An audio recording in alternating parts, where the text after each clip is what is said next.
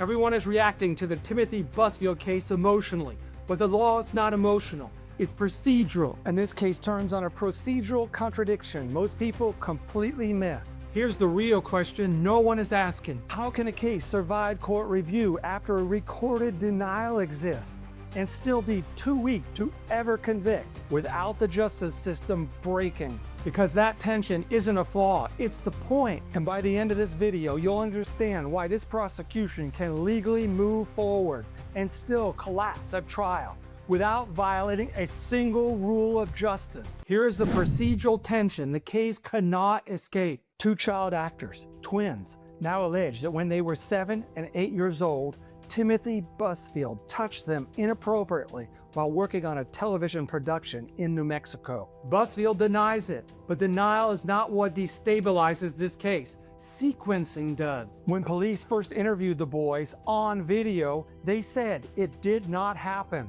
Later, in a therapeutic setting, they said it did. Same witnesses, same allegation, two procedurally different statements. The law does not automatically rank one as true and the other as false. It carries both forward and forces the system to test them. That is not failure, that is the design. Recently, a judge released Busfield from custody and described the evidence as neutral. That word unsettled a lot of people. Legally, though, neutral means the evidence does not yet tilt decisively in either direction. And what happens next turns on a narrow but critical moment. The preliminary probable cause hearing. Identity matters here, but only at the margin. Timothy Busfield is a longtime television actor and director, known for 30-something, The West Wing, and Field of Dreams. He is also married to actress Melissa Gilbert. That status does not lower the burden of proof. Jurors are instructed to ignore it, but it does raise the cost of error. When a case depends almost entirely on memory rather than contemporaneous evidence, precision matters because reputational damage, once done, does not reverse. That reality does not decide the case, but it explains why the system moves carefully. The prosecution's theory is legally orthodox. Children often do not disclose abuse immediately. They delay, they deny, they disclose later. So the state does not argue that the early denial controls. It argues that the later disclosure is more reliable. That is why prosecutors emphasize what the boys said in therapy, rather than what they said initially during the police interview. Courts recognize that framework. Experts testified to it. Juries are allowed to credit it. Here is the critical legal point. At the probable cause stage, that theory is enough. The judge does not resolve contradictions. The judge does not decide credibility. The judge asks one question. If the later account is credited, does the law allow this case to continue? On that low threshold, the prosecution likely clears the ball. The defense does not have to disprove the allegation. They only have to preserve uncertainty. They do that in 3 ways. First, the recorded denial. Not silence, not ambiguity, a direct denial captured on video. The law does not allow the state to erase a denial simply because it complicates their narrative.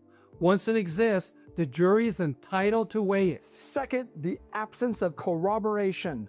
No eyewitnesses, no contemporaneous report, no physical evidence, no admission. On a professional set with adults present, the defense will ask, if this happened, where's the independent confirmation? The defense points to Busfield's removal of the boys from the production, a professional decision that may later have shaped how the events have been interpreted or remembered. That explanation does not have to be proven. It only has to be plausible enough to prevent certainty. If this case reaches trial, cross-examination becomes the fulcrum. Not because of aggression, not because of tone, but because of structure. The defense will lock the jury into chronology. What was asked, when was it asked, how it was framed, and what changed. During the police interview, the question was direct.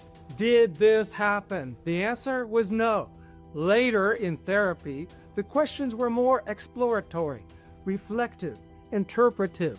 The prosecution will argue delayed disclosure. That's what explains the shift. However, the defense will argue inconsistency defines it. The jury will not be choosing philosophies.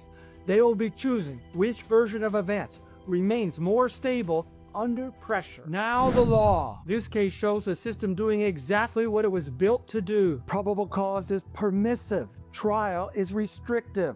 Probable cause tolerates uncertainty. Trial punishes it. That separation is intentional. It prevents potentially valid claims from being dismissed too early, while still protecting against conviction without confidence. Here's where the case stands legally. This prosecution is likely to survive the probable cause hearing, but trial is different. Right now, the defense holds 3 durable advantages: a recorded denial, a lack of independent corroboration, a narrative explanation that preserves doubt. Unless the prosecution introduces evidence that stabilizes the timeline, something external to memory, such as several other credible incidents of similar behavior, this remains a credibility contest, and credibility contests are where juries hesitate. A case can be strong enough to proceed, but still too weak to persuade. That is not opinion. That is the justice system applying its own rules, exactly as designed. Thanks for watching. If you found this breakdown helpful, hit like and subscribe. It really does help the channel grow. And always remember, the truth matters, and so does reasonable doubt. See you in the next one.